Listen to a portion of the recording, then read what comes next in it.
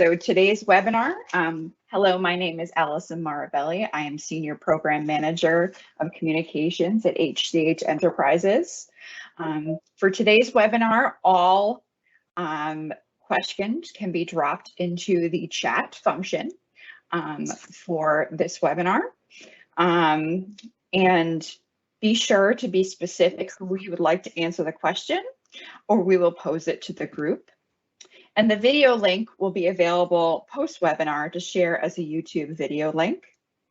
And we are going to be talking today about broadband and our digital future, why cities should invest. This webinar is for municipal and local nonprofit leaders with an overview of national broadband and digital connectivity initiatives that are being funded under the American Rescue Plan Act and the Infrastructure Improvement and Jobs Act. The following topics will be discussed by the panelists, and these include: what is the federal government doing to build the nation's broadband infrastructure? What is digital equity? And what can municipal and county governments begin doing now to support digital equity? The webinar will feature panelists, including Blair Levin, non-resident senior fellow of the Brookings Institute, Fallon Wilson, PhD, Vice President of Policy at the Multicultural Media, Telecom, and Internet Council, and Robert Zarnetsky, Director of Business Development and Policy, HCH Enterprises, LLC, and former town manager of South Kingstown, Rhode Island. Now for our first speaker, I'm going to introduce Blair Levin, who is here with us today. A little bit about Blair. Blair has worked for the past 3 decades at a high level at the intersection of broadband policy and capital markets. He is a non-resident senior fellow of the Metropolitan Policy Project of the Brookings Institution, having previously been affiliated with the Aspen Institute Communication and Society program. He is the co-author with Reed Hunt of The Politics of Abundance, 2012, and with Denise Lynn of the Next Generation Connectivity Handbook, a guide for community leaders seeking affordable, abundant bandwidth, 2014, as well as numerous articles on telecommunications policy. Prior to his government service, Mr. Levin practiced law in North Carolina, where he represented new communications ventures, as well as local governments. He's a graduate of Yale College and Yale Law School. So without further ado, I will pass it over to Blair, who will be presenting his portion of this program.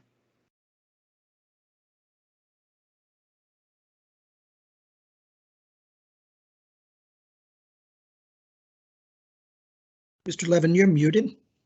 Now I am unmuted. Can you hear me? Can someone give me a signal that they can hear me? Like a thumbs Yes. up, Allison? You can hear me? Great. Okay. Good morning, everybody. I am going to quickly go through some slides. Allison, why don't we move to the first slide right away?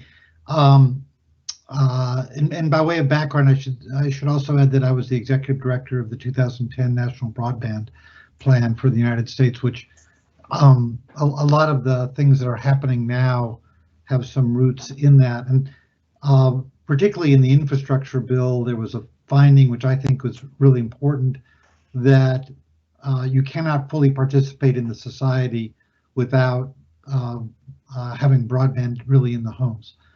You can go to the next slide. And what that is not just about networks. There really are, I think, 3 different divides. I talk about 2 here. One is the access divide, which is access to networks. And what the FCC has found is that millions of Americans lack access to basic bandwidth, which is now defined as 25.3, but I think most folks think should be a number that is quite higher. But there's also an adoption divide. About 23% of the population is not adopted in the home. You can say it's about income, and it certainly is. It's also about education. It's also about various racial groups and certain kind of communities. But if we want a society where everyone's participating, that means we need networks everywhere. We need everybody on. And that's what Congress tried to do. Next slide, please.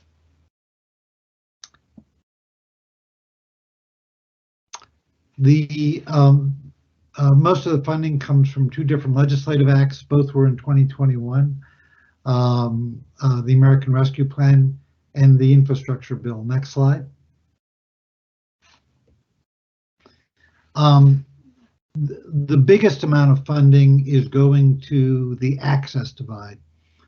When one hears about the opportunity, most of the focus is on the $42.5 billion as part of the so-called BEAD program in the infrastructure bill.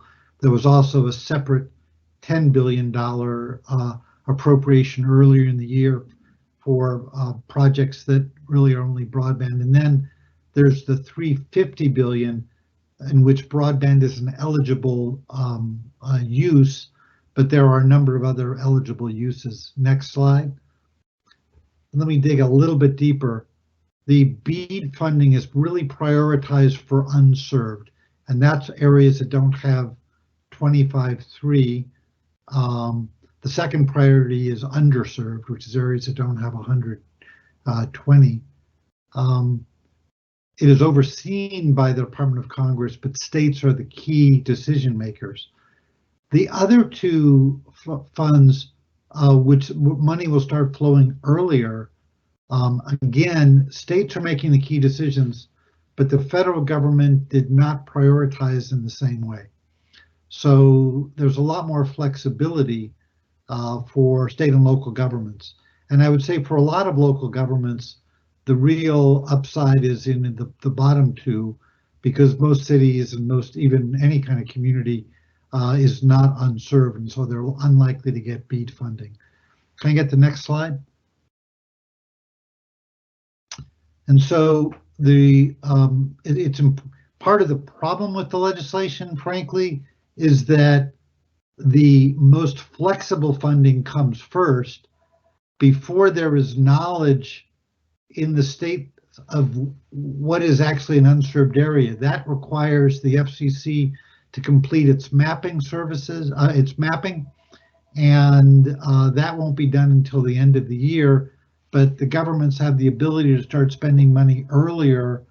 But if they spend it all on unserved areas, which is where the political momentum would be, they might make the amount of money they get under the BEAD program less. So there's a complexity which, if people are interested in, I'll be happy to describe in more detail for how the early spending is done. Next slide, please.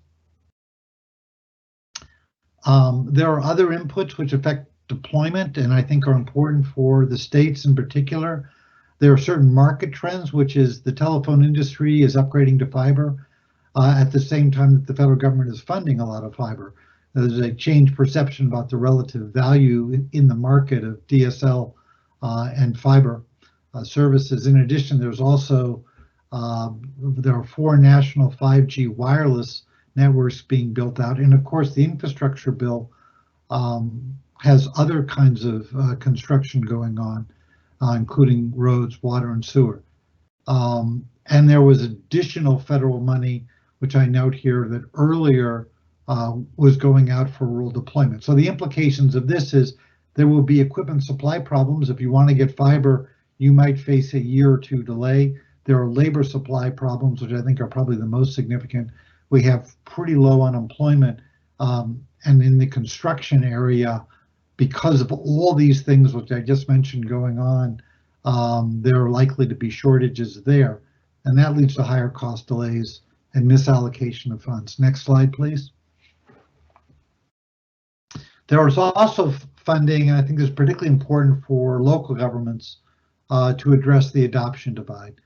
Most importantly, there is what's called the Affordable Connectivity Program, which provides a $30 a month subsidy to eligible low-income homes to pay for broadband. Given that there are a number of private programs, such as Comcast Internet Essentials, which offers broadband at just $10 a month, the $30 should be sufficient to get everybody both in-home and mobile. If you forced most people to choose, and this would be true for both low income and higher income, between fixed and mobile, most people would choose mobile. Not because it's faster, but because you want it everywhere you are. But this funding should be, and right now, most low-income people who get a subsidy are spending on a mobile. But with this new program, they should be able to afford both in-home and mobile. The Digital Equity Grant Program is one that provides training and other efforts to improve digital literacy, and I think is very important to get people to be able to benefit to the maximum extent from the availability of broadband in their homes. Can I go to the next slide, please?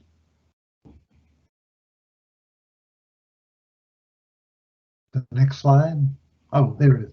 Anyway, so there are a number of key risks that I would just note for the states and local governments implementing this.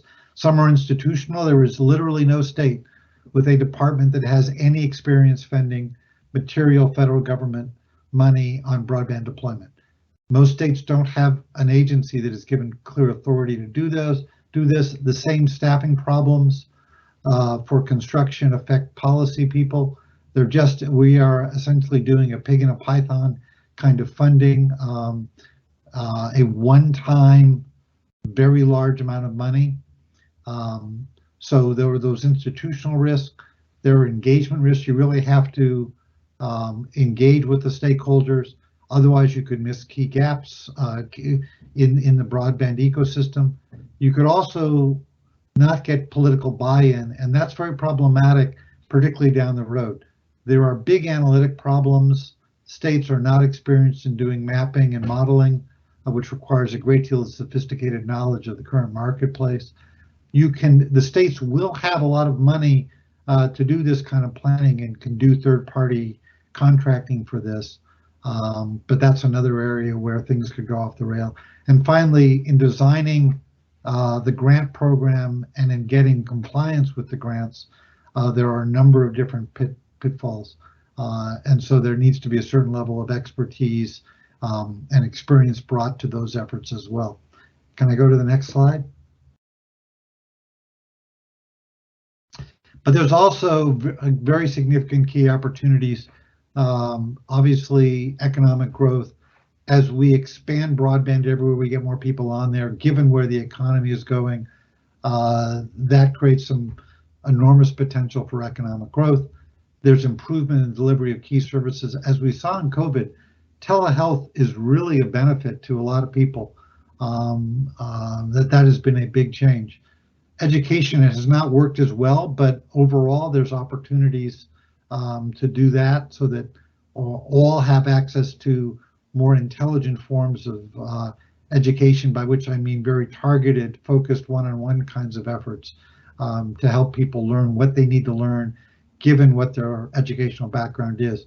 Workforce development, job training, huge opportunities to improve that, as well as in public safety. And then again, let me kind of close here with the way I started, which is the social progress in terms of equity and a rising tide that can lift all boats by allowing all to fully participate in the economy and society. Can I go to the last slide? I think that's it. And I don't know what the time you wanted. It may be that there is no more time for questions, so I'm happy to turn it over back to you, Allison. Thanks so much, Blair. We really appreciate your presentation and giving us that overview. Next, I will ask Dr. Fallon Wilson to present for us. So let me I'm sorry, I'm having a lot of technical difficulties today. Here we go.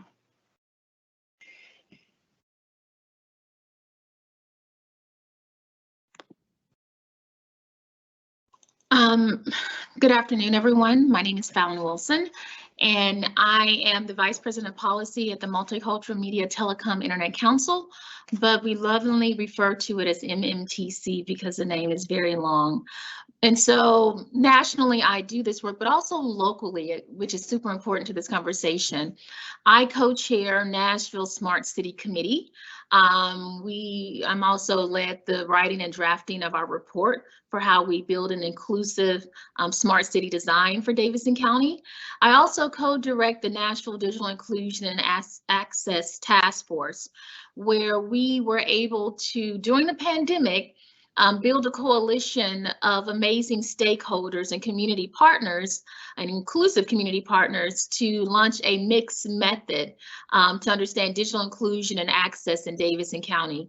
And so what I'll be talking with you about is how we can create digital equity at the city level, based not only on like best practice and research, but my actual own experience in working with municipal leaders to do this work. I always like to start at the beginning. Blair gave a great overview of the federal programming and statutes that are shaping the billions of dollars that are going into broadband and internet access and development and deployment work in states. But I also know for like local governments and for cities, you know, innovation presents a great opportunity, right, to build and expand our economies locally, right? And the promise of what automation and data, and so many of us and so many city leaders have drafted and created smart city plans with the hope that, you know, we can capture this growing market to improve our governmental revenues and the support services that we use those revenues for. And so the world is looking bright in that type of way, which is why it's so exciting that we have all these federal dollars coming into states and then into municipalities. But part of the challenge is everyone cannot or will not be able to experience the amazing opportunities that this new digital economy is going to present us, in particular within our municipalities and within our cities, right? Because we know nationally, if we have these disparities where you have Black, Latino, and tribal families who lack high-speed internet, they're likely also to lack it within your city, right? We also know that 44% of families that earn less than $25,000 annually also lack internet access. And of course, there's way more data that we can pull to talk about disparities nationally, but they are also happening locally. And so to situate my remarks, I really want to use at least an industry confirmed definition of digital equity, which is created by the National Digital, not national, that should be NDIA, National Digital Inclusion Alliance, so forgive me for that typo. They define digital equity as a condition in which all individuals and communities have the information technology capacity needed for full participation in our society, democracy, and economy. Digital equity is necessary for civic and cultural participation, employment, lifelong learning, and access to essential services. And the emphasis for me for this definition is that all individuals and all communities should be able to have access to some of the items that Blair talked about, where there was telehealth services, especially at the height of the pandemic, or where there's virtual school at the height of the pandemic, or moving forward at these hybrid work environments where people are working from home and having to go in. And so all individuals and communities should have access. But the challenge for, and of course, before I jump there, and so that's the definition. And once again, Blair went over the funding opportunities federally. But for me, these are amazing programs that can really support the definition that all individuals and all communities should have access to internet in order to live their very best lives. But the challenge is often when we look at the municipal level, we tend not to think through individuals and communities. We work through institutions, right? And this is a good thing. We develop partnerships with our metro housing associations to provide mesh networks or broadband networks within those housing developments, right? So that those residents who are often low income and often seniors have access to the internet. We provide amazing services at metro libraries to educate seniors and elders on how to use the internet and simple computing. We also have amazing like social media, and one of the great project that they do in Chicago library system, U-Media, where we use media and creativity that allows students to understand and grow an interest of being online that is not just about viewing videos, but actually creating them. We also work with Metro Public Schools, right, within our municipalities to ensure that, especially during the pandemic, I mean, cities and municipalities just stepped up and used the federal dollars to really get broadband into the hands and internet into the hands of our students nationally in a way that we have never seen before. And so that was really amazing. And also we use our parks. You know, some of our parks have Wi-Fi networks where people can sign on and experience there. So we literally, as municipalities, work through institutions, right, to give access to the internet. And that is a good thing. But the question for me often when I work with municipalities and with governments, so what happens if you don't have residents that attend these signature institutions where we actually go and provide internet access and adoption types of trainings around internet and public computing, right? What if they're not in the metro housing units? What if they're not going to our metro libraries? What if they're not school age children? What if they're not in our parks, right? And recreation centers. And some examples of these types of individuals and communities could be our undocumented families who are afraid of government institutions, so they're least likely to, you know, go to a library or even to go to schools. And there's a whole literature on that.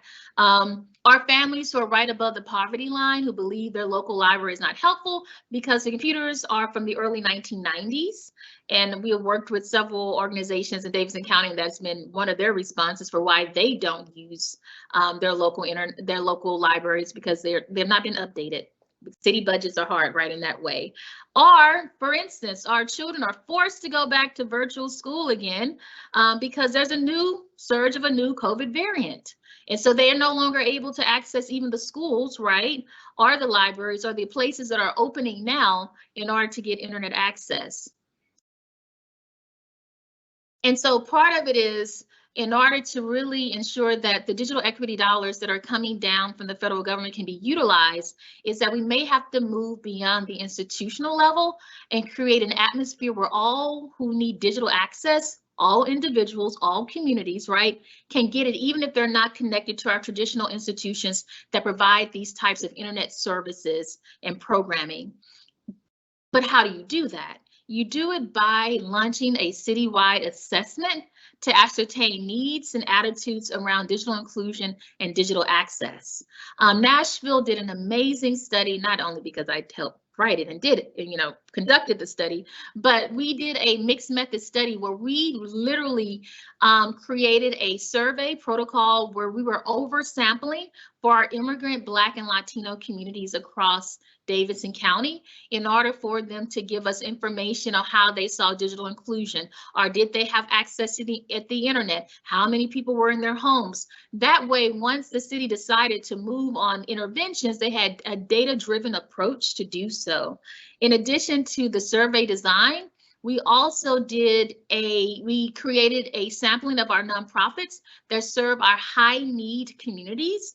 And we did focus groups and interviews with about 80 organizations from across the city. Once again, to help us to understand the strategy to ensure that all individuals, all communities can benefit from the digital dollars that are coming, the federal dollars that are coming in to deal with digital equity. The other piece of it that drove the research before we even got into the research was that we developed an inclusive task force. Usually at the municipal level, when we think about a task force, we get the mayor's office, we get our university partner, we get the chamber, and those are we get our business community, which is often through the chamber. And then we think we have an amazing task force that can address this really complex issue. But we need to move, in addition to those stakeholders, to really identifying our cultural community organizations within cities that can give us information and trusted pathways into communities who also will need access to the internet so that they can live their best lives. And so that really is a type of strategy and community planning moment where you can make sure you have representation from all the needed communities that need access to the internet in your city. And then I will also say, to drive all of this, as you well know, I know city budgets, you know, they're very challenging sometimes, right? Because there's only so much you can give, and there's parts of scarcity that we have to address.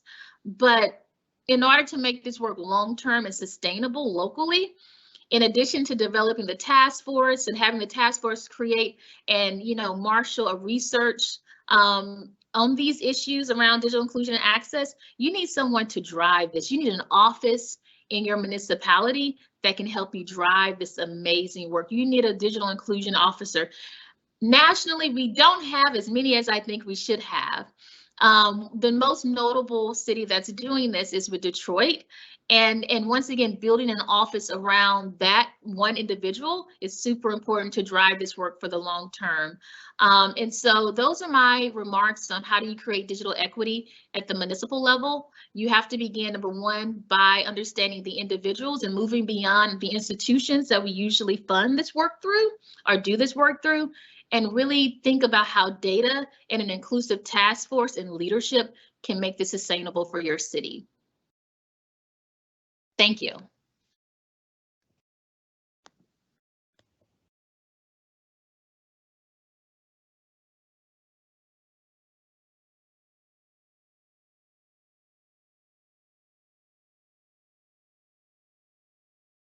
All right, Allison.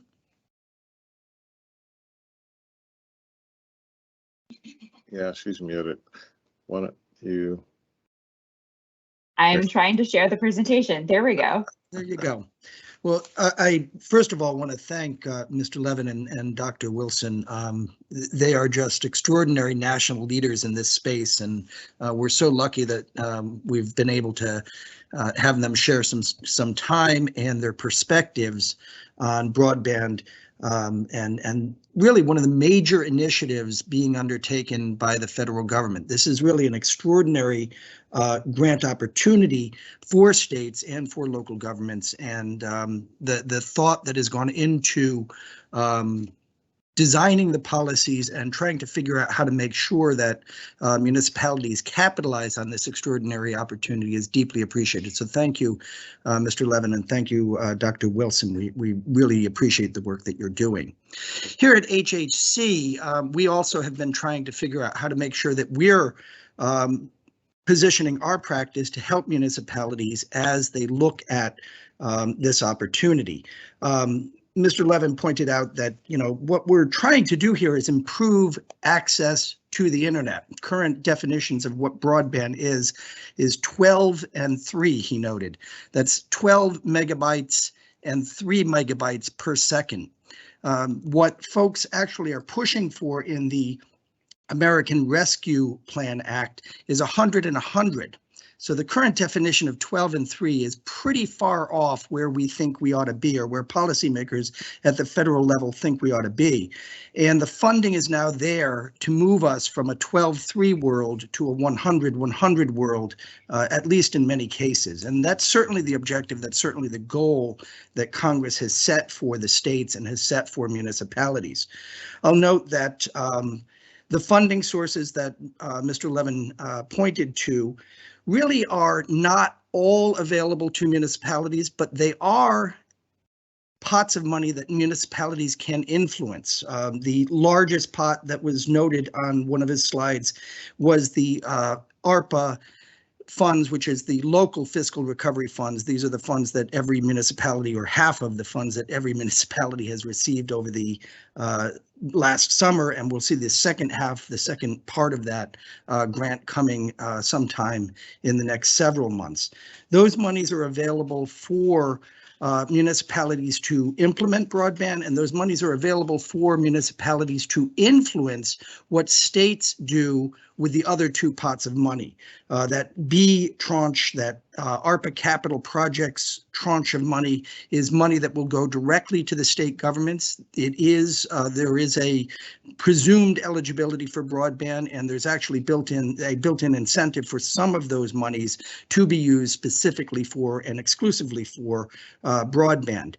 Those monies will be spent by the states. But again, if we do the sort of assessments that Dr. Wilson was talking about, municipalities can produce information that will influence the way the states expend those monies through their capital projects allocation. And likewise, the $42 billion available for equity will be determined in large part based on what states request. I'm sorry, you can, yep, freeze right there, Allison, that's perfect. And again, municipalities can influence what the states are doing to influence what the federal government does with those monies. And the way we think that municipalities are best positioned to do that is to do a needs assessment in their community. And this is what Dr. Wilson was describing. A needs assessment is simply a systematic evaluation of the gaps between where you are in your community and where you want to be in the future. Next slide. This isn't just figuring out where the wires are. As you get into this, you'll find that there's actually multiple technologies and multiple technological issues that have to be overcome to get broadband as widely distributed in a geographic area as possible. It's not just figuring out who's got fiber optic running down the middle of their road. There's a lot more to it than that.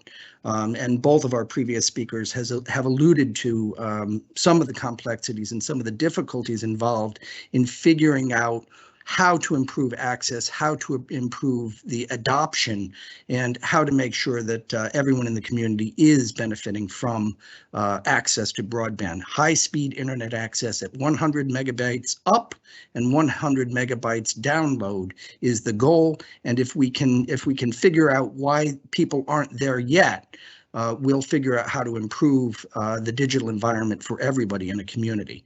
Next slide. So we're figuring that there's really two big groups of people, or two big groups, a split here that needs to be assessed. It's the consumers and the residents, and it's the businesses that really are the focus area of the analysis that we think needs to be done. When you think about consumers and residents, you ask the question, why do they need high-speed internet? Why do they need better high-speed internet? And really, it's this live, learn, work approach to things. People need internet because it's become part of our everyday lives.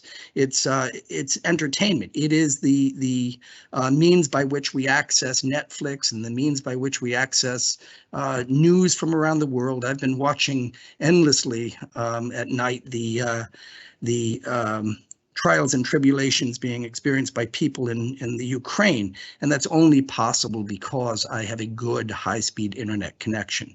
We do our shopping online. Increasingly, we're doing a lot of our shopping online. We're doing shopping around groceries and medications and all sorts of critical things that make life better. And in some cases, with telemedicine and healthcare being provided increasingly online, actually being life-sustaining. It's the learning. It's the K-12. It's higher education opportunities for people who are working and don't have time to commute to a campus after work. And it's lifelong learning. It's the ability for everybody in the community to just keep up their skills. I know that YouTube and the tutorials that are available on YouTube are one of the biggest things going in my neighborhood. I see folks out there with the camera, or I'm sorry, with the smartphone all the time, trying to figure out how to fix their cars and this sort of thing. The tool has become indispensable. In terms of work, it's telework. It's the ability to work through pandemics and other incidents.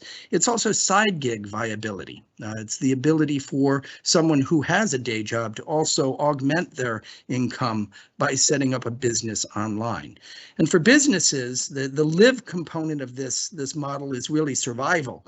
If you don't do the things that make it possible to work, and if you don't do the things that make it possible to learn and to teach your customers, you don't survive. This is a matter of global competition, regional competition sometimes in very small spaces. We've seen that in the pandemic. If you were not online and could not do curbside service, your chances of surviving as a restaurant were smaller, were greatly reduced from your competition that was able to go online and provide service that way. Next slide. So from our perspective, I'm sorry, Allison. Yeah.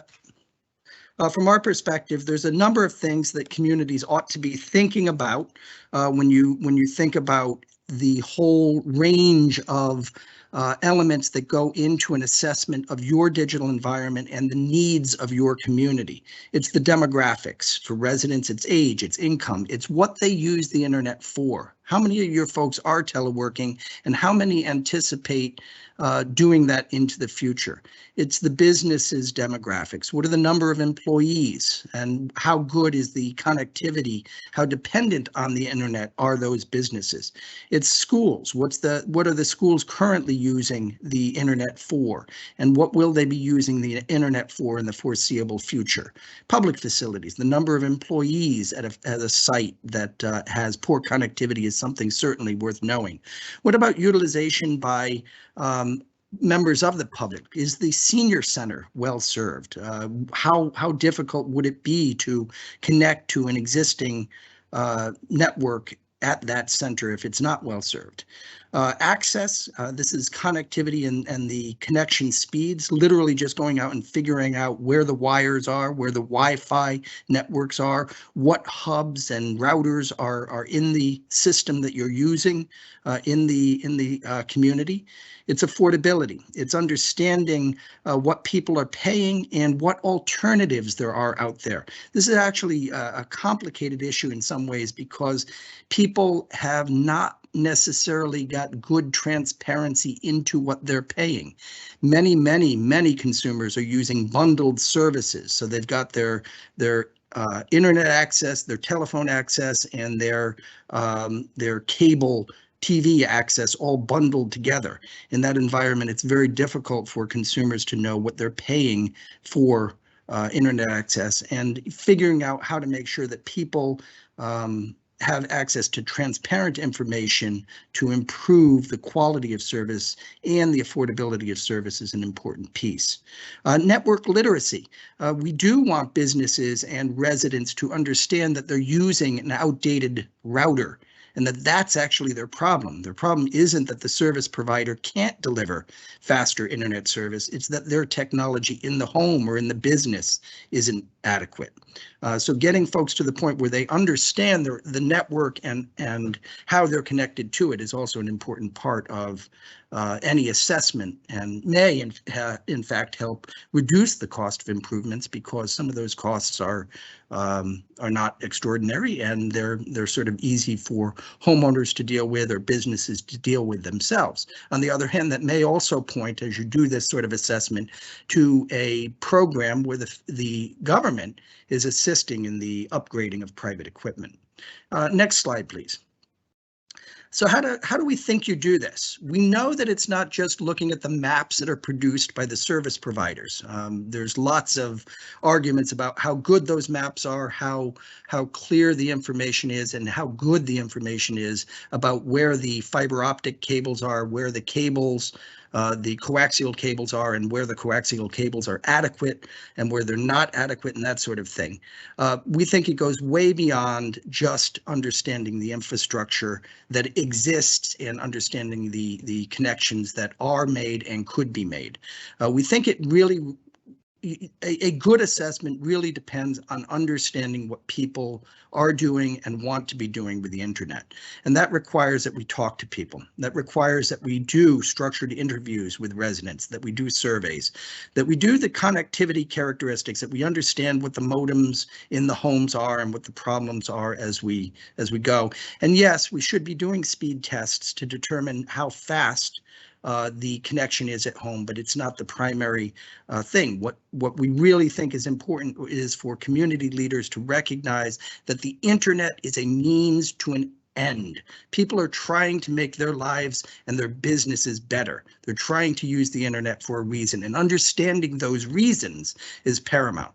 We think that if you're producing assessments that explain what people are doing, have the capacity to do, and what they want to do in the future, and the impediments to getting to that future state, then you're going to be well informed, and you're going to be able to convince state and federal policymakers and grant makers that you have a good idea, a good handle on how to improve service in your community. Next slide, please. So the federal grants are really a strategic opportunity. This is really just a chance for us to think hard about where we are in the digital universe, what the nature of the digital divide is in each of our communities, and where we want to be. Strategic and well-designed projects consider the balance of a lot of different things. It's not just where is the wire. Think about it this way. You would never just put a large sewer connection into an empty field, hoping that someday somebody decides to build homes there. You think about the context within which the investment is being made, and you try to make your investments in the smartest way possible. We've got to do that with broadband. We've got to ask people what they're doing, what they want to be doing, and why they can't get to where they want to be. And with that orientation, we begin to get assessments that I think are going to be useful to state and federal grant makers when they think about where to send all those billions of dollars. Now, the good news is the biggest pot that Mr. Levin pointed to is the local fiscal recovery fund. The state and local fiscal recovery fund under ARPA is the biggest pot available, and you can use ARPA funds to do these sorts of assessments. You can use ARPA funds to begin doing the planning and to begin doing the implementation of many broadband projects. There is an opportunity to use your money in a way that we think will allow you to start important projects, plan for bigger projects, and influence how federal and state funds are spent down the road. And with that, we've made our pitch, and I'm happy to answer any questions.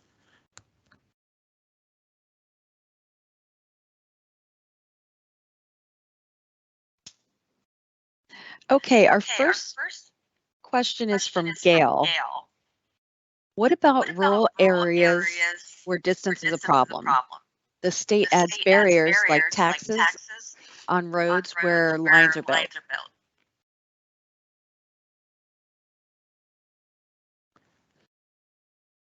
So I'll jump in there, but by all means, if anyone else has thoughts on this, I'd be happy to have others chime in as well. You're exactly right, and the nature of the problem in rural areas versus urban areas is quite different. They're very different problems. In rural areas, it is largely distance, and it really is when we get to the issues of telemedicine and access to education and global competitiveness for businesses. It is important for us to try to figure out how to make sure that we've got better access in rural areas. I don't know that taxation is the biggest problem. I think that in many of the rural areas, the biggest problem really is the physical availability of infrastructure. I do think that we are going to have to lay wire to communities in parts of America that simply haven't had the wire there. The private sector did not see the profitability to going into small areas, and we are definitely going to need to document those problems, and communities that have rural areas where this is a real challenge, I think would still do well. Yes, we have a physical problem that is easy to identify, but we still need to know why that is the best investment, right? We need to know why going into a rural area as opposed to connecting folks who have a relatively short distance to the fiber optic in the street nearby in an urban area. Why should we spend the money in one place or the other?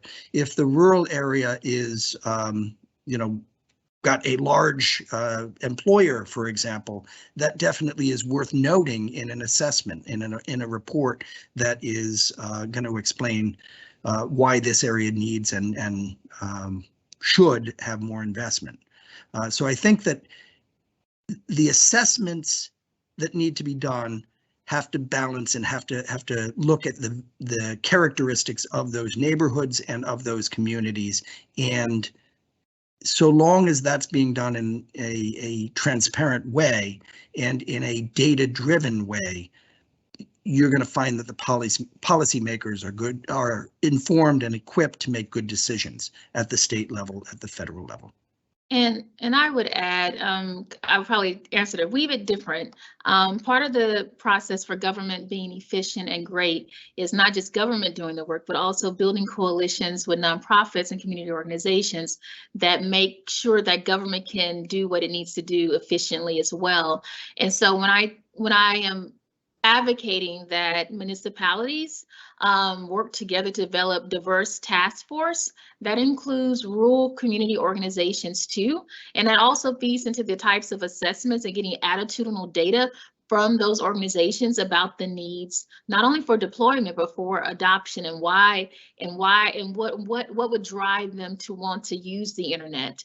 I probably shouldn't say this, but I often say, I know government and private companies need to have a conversation about return on investment, but as long as people are in rural, then we figure out how to ensure that they have access. The digital equity dollars that are coming down are specifically, at least the planning of it, specifically, and Blair can jump in here with me, you have to target those organizations, those communities who don't have access, and they have a list of what eligibility looks like for those types of digital equity planning. And so that your community would fall within that, because the assumption is that they are often, if you're in rural, that because of the economic challenges there, that you have communities who would fit within low-income options to be a part of these types of digital equity planning strategies. So you don't necessarily at this moment have to make a return on investment case for why you should work with rural counties or rural parts of your cities to be able to do this work. But I think the solution is not just on y'all to do it. I think it really is on reaching out to community-based organizations and saying, let's develop a coalition along with government to figure out how to make this work more efficient. And then to your point, Robert, developing a data-driven strategy to get information on how to do it is most effective. But the monies are specifically to help rural communities in that way, because they would fall within the eligibility requirements of the digital equity planning.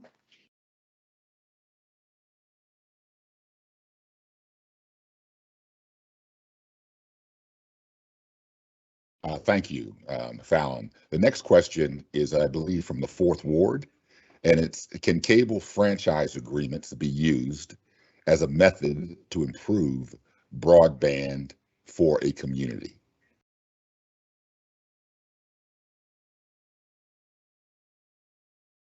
I feel like that's a Blair question. Blair, are you still on? So I think one way to answer that question is that under the Local Fiscal Recovery Fund regulation, the answer is yes. You're going to be able to use yes, with some caveats. There's a bunch of different ways that things can be done under the Local Fiscal Recovery Act, Local Fiscal Recovery Fund. But the final rule that the Treasury Department published on January 4th allows municipalities to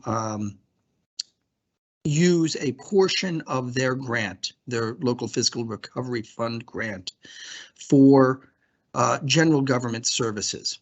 And a general government service is any activity that a government routinely, regularly, or normally engages in.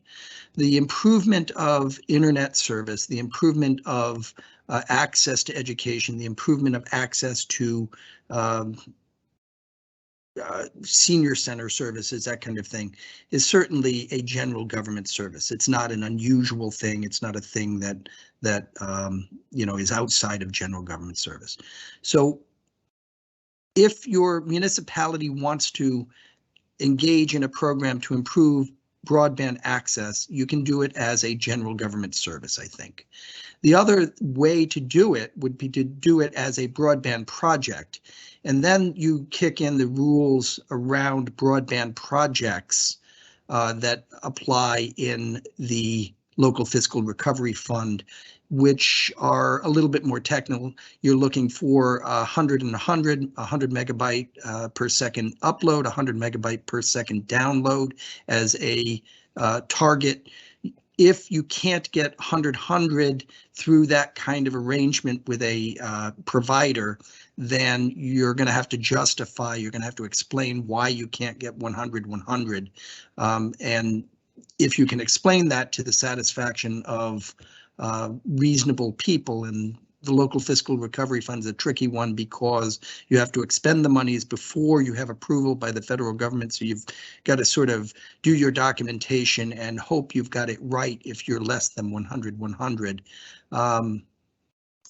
But I think that you can engage in a project that's going to get you to good speeds using that sort of arrangement, and it would probably be possible to design it so that it fits the broadband infrastructure component of the local fiscal recovery fund. Even if you can't, though, you still have that general government services opportunity. And for many, not all, but many municipalities, if your grant, your total ARPA grant was less than $10 million, your entire ARPA grant amount can be used for general government services. For anyone who has an ARPA grant larger, total ARPA grant funds larger than $10 million, you've got a calculation that you've got to do, but it's still a substantial amount of money that's going to be available for general government services. So I think there's a way to do it. You just need to think about whether it's truly a broadband project, in which case you have to apply the broadband rules under ARPA, or is a general government service, or the provision of a general government service, which gives you a little bit more leeway.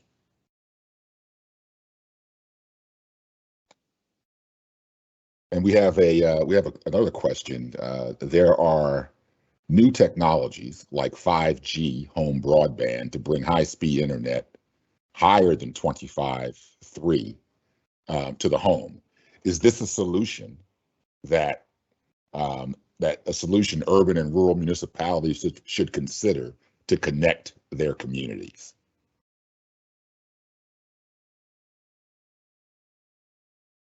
That could be for either of you. You're muted, Dr. Wilson. Oh, that was directed towards me. Of course. The larger, the stronger the bandwidth, the better for when it comes to issues of equity and people being able to get access, especially as our cities begin to really municipalities. As we get more IoT devices going to help with a lot of government, to make it more efficient to the services and delivering services to our communities, having that type of generations of technologies actively advocating and connecting would be super important for issues of equity. So yes. I'm sorry, Dr. Wilson. What is IoT before? Oh, I'm so sorry. Information of tech. I feel like I have to do an educator moment. Forgive me for doing that. So it is when autonomous vehicles and data is all being processed to make decisions.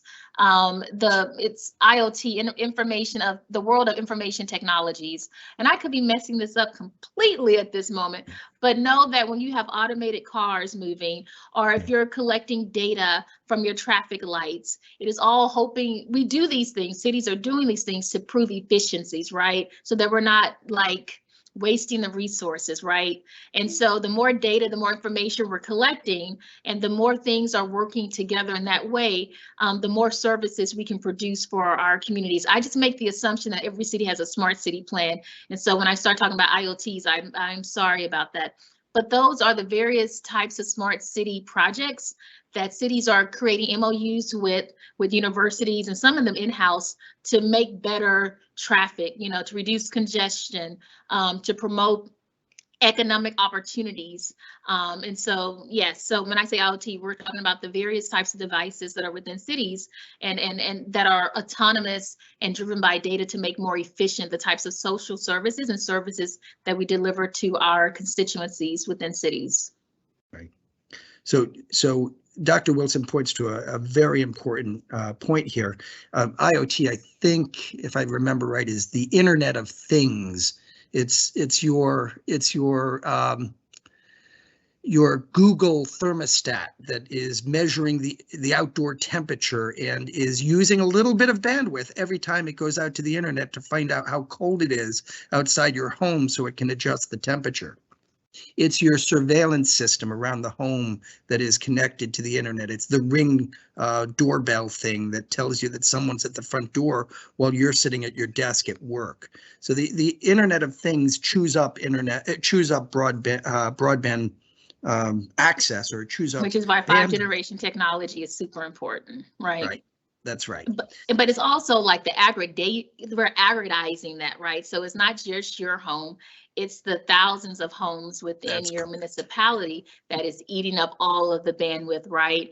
But also being used, hopefully by government, to make more efficiencies possible so that we're not burning our electrical grids and all of those things. So I'm going to give a positive spin for the Internet of Things and using of information technologies and devices that are autonomous in that way, is that they're technically being used and created to make our lives better and easier, and also to help governments like reduce spending and people power in a way that we have not seen since the launching of these types of devices. And so, yes, they do definitely eat up a lot of width, which is why 5G technologies are super important to be investing in as cities as they think through this. And I think the key thing to walk away from that discussion with is the idea that more bandwidth is always going to be better, because the demands, I mean, my car tells me where I parked it when I walk away from the vehicle now. That's chewing up a piece of bandwidth. And all of that stuff is making life better for us, but it is going to require that we have more and more and better and faster and broader connections to the internet. So, you know, as we're thinking through the assessments that need to be done for a community, we need to be thinking not only of what is currently in demand, what is currently required by businesses and residents, but what we can reasonably foresee they're going to be looking for in the future. Right, and hopefully with all the digital equity dollars that are coming into states and into municipalities, and we are actually like really ending the digital divide with these dollars, we will need more bandwidth. We would need, I mean, could you imagine everybody having the internet and doing all of these things at the same time? Which we want that, but we also need the system to be able to do that, and 5G will allow us to do that. So it becomes an equity play on that as well, because if you do get everyone connected, can everyone use it and have the same level of engagement? And we want that to happen.